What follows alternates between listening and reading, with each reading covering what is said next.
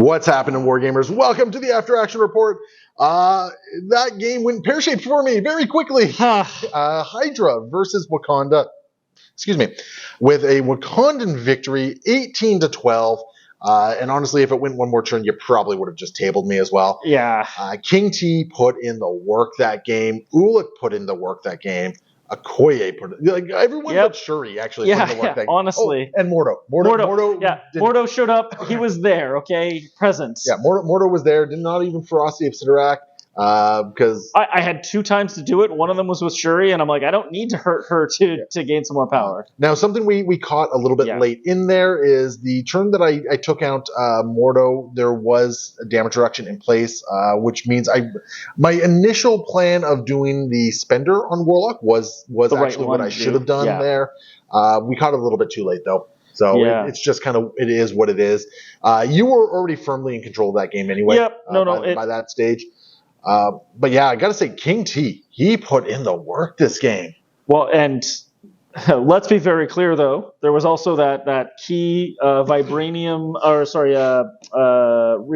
calculation. Oh, the matrix. recal. Yo, frig. It was like going from doing no damage and taking 2 from Viper to just absolutely dummying Viper. It was really good. Hammers, of course, great for any single characters, but King T's mobility kind of put that to good use. Yeah, and being able to take down Abomination after he picked up those 2 hammers and King T being able to grab them. Yeah, I have to thank Leland, of course, because I was looking at my cards and he made a comment, oh, you're not really taking many of these Wakanda specific cards. Those are really good, right? And I'm like, yeah, but I'm only running 3 people. I was thinking, how much damage are you getting out of Shuri? I've got Okoye. I don't know. You know what? You're right, maybe. I'll just toss this Wakanda Forever in here, and I think it was clutch. Yeah, that Wakanda Forever. It's not what took Abomination down, but it put him to that threshold. Yes.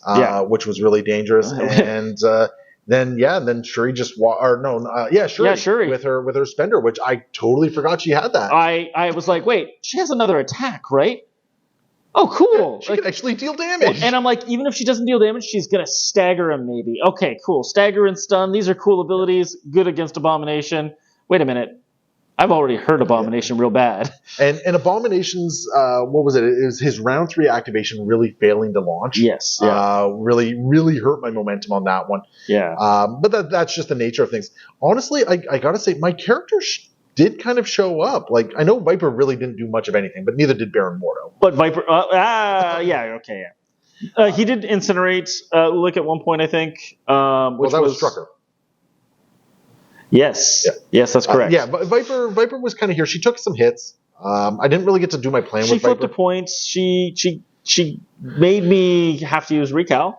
That's fair. Unfortunately, my plan was to try and take this hammer over here. Yeah. But because you had first activation, I should have expected Ulik to go and grab that hammer first. Well, let's be fair to Leland. 90% of our priority rolls are won by him. He's used to going first. Yeah, true. That's true. But it was what. You getting the early 3 hammers was big for you as well. Yeah. Right. It put you in the lead right off the hop. I had that great round 2. Round 3, you took control back from me, and you really just kind of ran with it. Well, and being able to be a little bit ahead in points, but also because it's hammers. Those points are also going to put a little bit of leverage on you for some attrition too, right? Yeah, no, for sure. But I gotta say, I want to talk briefly about this list concept of mine, which is throw poison out, try and get some poison bombs off, and I was a little bit more spread out than I wanted to, so I didn't really get to do the poison bomb as much as I wanted to. Yeah, but I still enjoyed it, and I think Omega Red actually was kind of fun and cool. I will definitely say that people like Baron Mordo and Shuri being poisoned is very bad. And I'm sitting there hoping for skulls on Shuri's rolls because that's my main way of getting power now. So yeah, because every one of my in my list could poison you. Yeah. Everyone could poison you. Striker, I would have to Death Spore Virus, but sure. But Ulik was over there. He got hits. No, you moved up into him, I think. Oh yeah, you warpathed.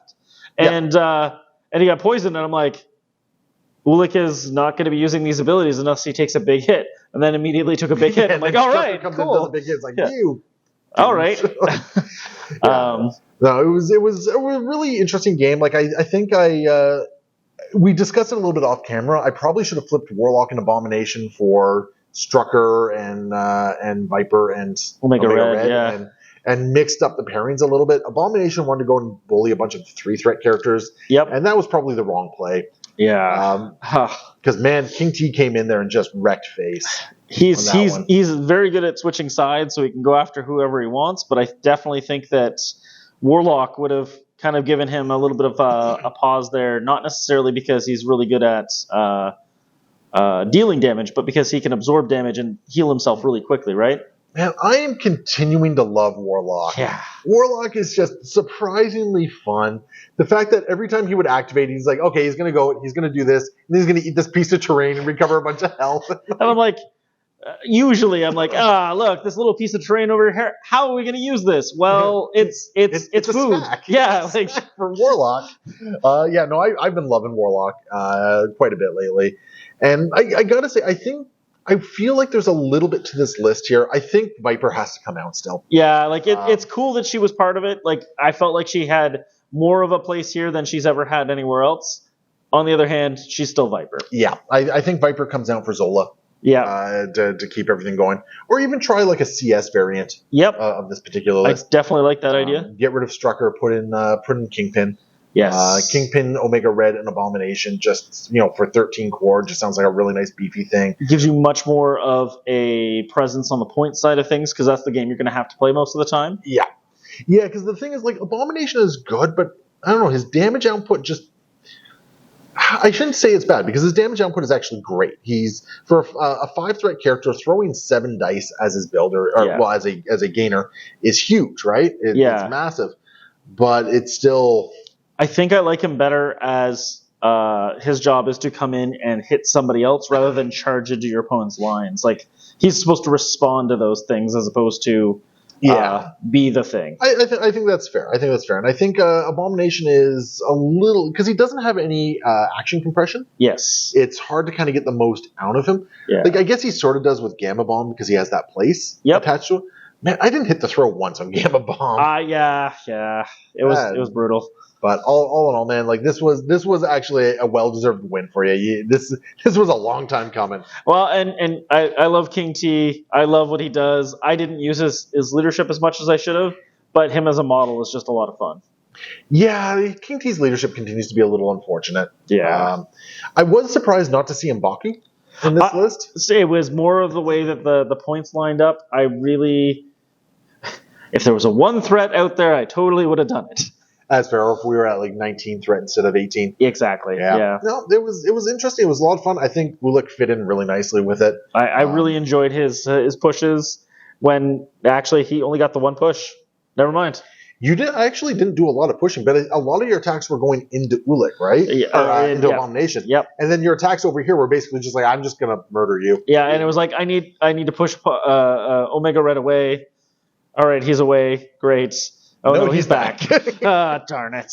I liked Omega Red in this list. He took a lot of punches. I kind of wish I had got a hammer on him early on.